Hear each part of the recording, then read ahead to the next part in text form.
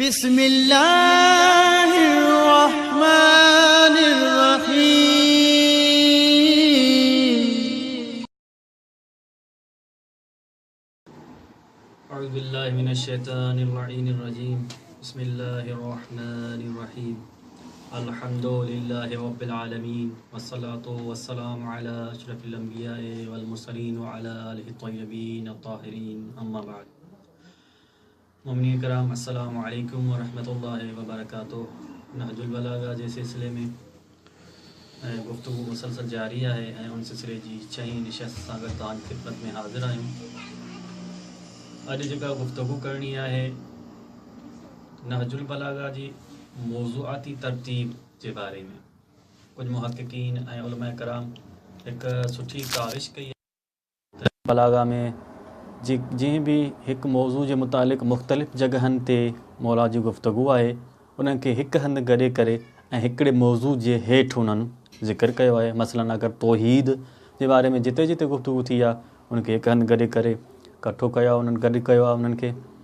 मसलन अगरि अहल बैत जे बारे में गुफ्तगू आहे, रसूलुल्लाह जे बारे में गुफ्तगू आहे, त उन मौज़ू हेठि उन ख़ुतबनि मां सभिनी मां गॾु करे ऐं पूरे मौला जे कलाम मां गॾु करे ज़िक्र कयो उन्हनि।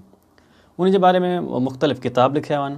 मुख़्तसर तारुफ़ उन्हनि हिकु वक़्त जी तंगी खे मद्देनज़र रखंदे मुख़्तसर सरसरी तारुफ़ तव्हांजी ख़िदमत में उन्हनि किताबनि जो पेश करणु चाहियूं था। अॼु सभ खां पहिरीं जेको असांजे मद्देनज़र किताब आहे उहो आहे शहीद मुतहरी जो सैरी दर नहजुल बलागा जे नाले सां फ़ारसी में साईं लिखियो आहे, नहजुल बलागा जो सैर, ऐं उनजो अरबी में बि तर्जुमो थी चुको आहे फ़ी रिहाब नहजुल बलागा जे नाले सां।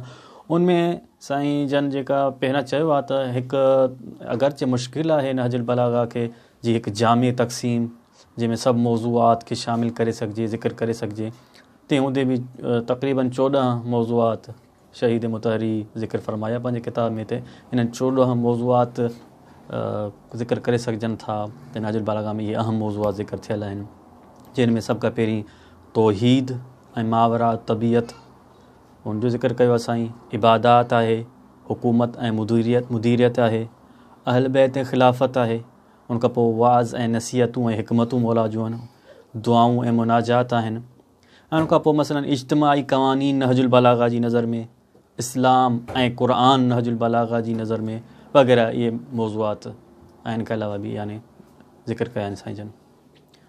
ॿियो अगरि अहम किताब आहे जेको इन मौज़ू ते मौज़ूआती तक़सीम खे ऐं मौज़ूआती तरतीब खे मद्देनज़र रखे जेको लिखियो वियो आहे उहो आहे अली अंसारियान जो किताब अद-दलील जे नाले सां मशहूरु आहे, अद-दलील अला मौज़ूआत नहजुल बलागा। उन में साईं जन 7 चैप्टर क़ाइमु कया आहिनि ऐं उन्हनि जे ज़िम्न में कुझु मौज़ूआत खे ज़िक्र कयो आहे। 132 मौज़ूआत खे 7 चैप्टरनि में तक़सीम करे ऐं ज़िक्र कयो आहे, जंहिंमां अगरि उनवान अगरि उन जा अहम अनामीन जेके आहिनि चैप्टर आहिनि उन्हनि जा पेश कया वञनि। इलाहियात ऐं काइनात आहे, नुबूवत आहे। इलाहियात ऐं काइनात जे हेठि 25 मौज़ूआत खे ज़िक्र कयो वियो आहे। नुबूवत जे मौज़ू हेठि 11 मौज़ूआत खे ज़िक्र कयो आहे। अक़ाइद ऐं अहकाम जे हेठि 23 मौज़ूआत खे साईं जन ज़िक्र कयो आहे। इमामत ऐं ख़िलाफ़त इन मौज़ू जे लाइ इन जे उनवान जे हेठि 8 मौज़ूआत खे ज़िक्र कयो वियो आहे। तारीख़ जे उनवान हेठि 18 मौज़ूआत खे ज़िक्र कयो आहे। इज्तिमा, सियासत ऐं इक़्तिसाद जे चैप्टर में 15 मौज़ूआत खे ज़िक्र कयो वियो आहे ऐं अख़लाक़ जे चैप्टर में 32 मौज़ूआत खे, टोटल 132 मौज़ूआत ज़िक्र कया विया आहिनि। साईं जी नज़र में इहे अहम मौज़ू नहजुल बलागा जा आहिनि 132। उनखां पोइ अहम किताब जेको ज़िक्र करे सघिजे थो उहो लबीब बैज़ून जो तमामु बहितरीनु काविश आहे उहा बि, ऐं उनजो नालो आहे तसनीफ़ नहजुल बलागा। उन में साईं जन तक़रीबन 10 बाब क़ाइमु कया आहिनि ऐं उन्हनि 10 बाब जे ज़िम्न में हर बाब जे हेठां फ़सल क़ाइमु कयो आहे ऐं हर फ़सल जे हेठां चंद मौज़ूआत खे ज़िक्र कयो आहे, जंहिंमें तक़रीबन 430 मौज़ूआत टोटल ज़िक्र कया विया आहिनि उन तसनीफ़ नहजुल बलागा में, लबीब बैज़ून जंहिंमें अहम जेके अगरि बाब ऐं चैप्टर जिन जा अनामीन ऐं उनवान अगरि ज़िक्र कजनि त पहिरियां उसूल दीन जो चैप्टर क़ाइमु कयो, उन में अक़ाइद, उसूल दीन ऐं अक़ाइद जो चैप्टर आहे जंहिंमें तौहीद, नुबूवत, अदल, तो इमामत, क़यामत वग़ैरह इन्हनि खे ज़िक्र कयो वियो आहे। उनखां पोइ ॿियो फ़ुरूए दीन जो चैप्टर क़ाइमु कयो आहे जंहिंमें इबादात मामलात खे ज़िक्र कयो आहे। इमामत ऐं आइमा जो चैप्टर आहे। सीरत इमाम अली इब्न अबी तालिब जो चैप्टर आहे। मौला अली इब्न अबी तालिब जूं जंगूं पंहिंजे ख़िलाफ़त जे ज़माने में उन जो चैप्टर आहे जंहिंमें जंग जमल, सिफ़ीन, नहरवान वग़ैरह इन्हनि खे ज़िक्र कयो वियो आहे। उनखां अलावा ॿियूं फ़हिरिस्तूं साईं जन टोटल 10 बाब ज़िक्र कया आहिनि ऐं 430 मौज़ूआत खे ज़िक्र कयो।